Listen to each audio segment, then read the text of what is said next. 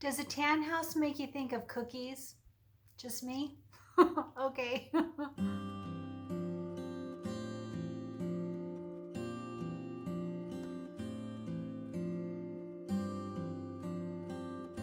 Hey Kimberbell friends, Kristen Som here, and we are continuing with our Candy Cane Lane bench pillow.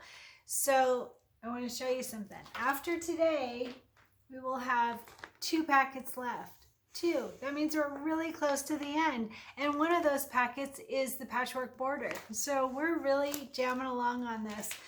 And so today we're going to work on the tan house. And it makes me think of cookies, so I'll give you a little hint of in a little bit of what I'm going to do about cookies.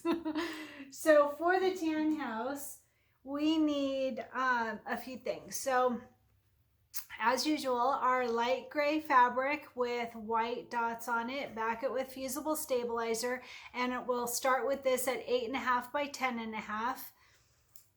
And then we also need the light tan. This is that silky solid, and we are going to cut this one to 4 by 5.5. 4 by 5.5. Make sure it's backed with fusible stabilizer. That's our silky solid in tan, and we have a thread color in our thread kit that exactly matches that.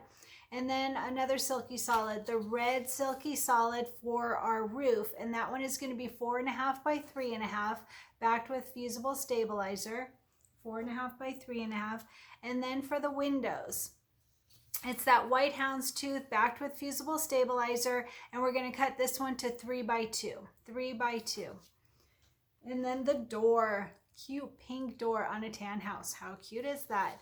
So for the door, the pink silky solid backed with fusible stabilizer, and that one we're going to cut to 2 by 3.5. 2 by 3.5. And then our snow glitter, white glitter for the snow. I haven't cut mine yet. We're going to start with this one at, where is it? 3.5 by 2. 3.5 by 2 for the white glitter. Do not back this with anything. Just use it as vinyl.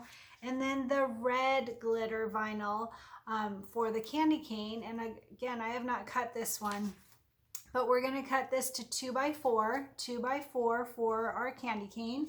And then we have the topping when we do the white stripes on the candy cane. So the white topping, and that again is also going to be at 2 by 4.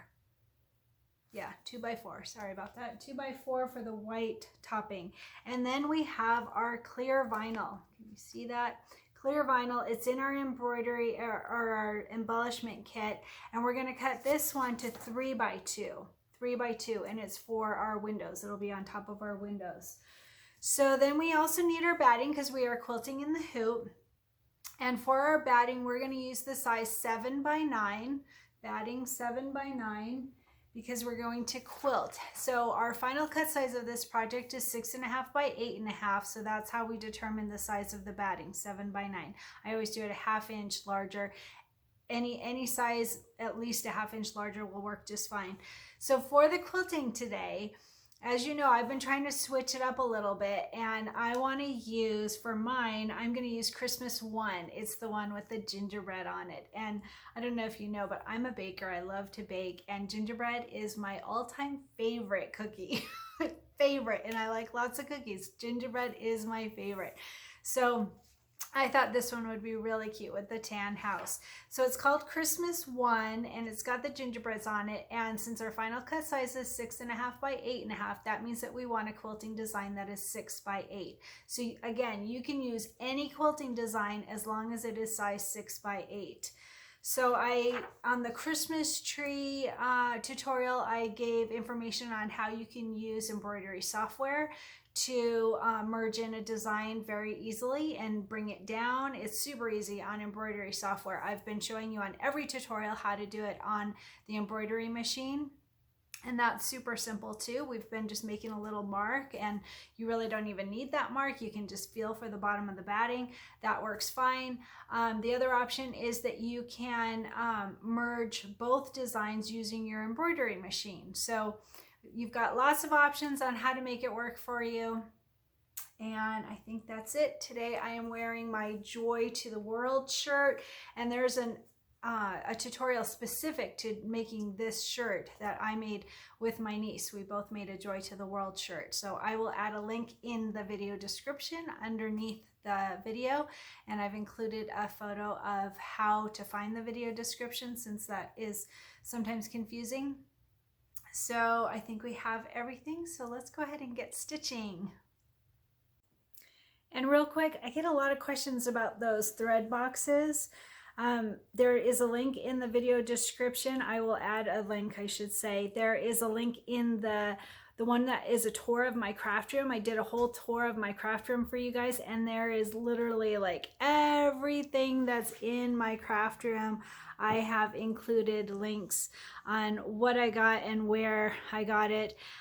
So look for that video. It's a tour of my craft room. It's in Christian Creates, and in that one there's a link of everything. But I do get a lot of questions about those thread storage boxes, and I actually just ordered a few more. They're on sale this week. So check that out in the video description, and see all my stabilizers.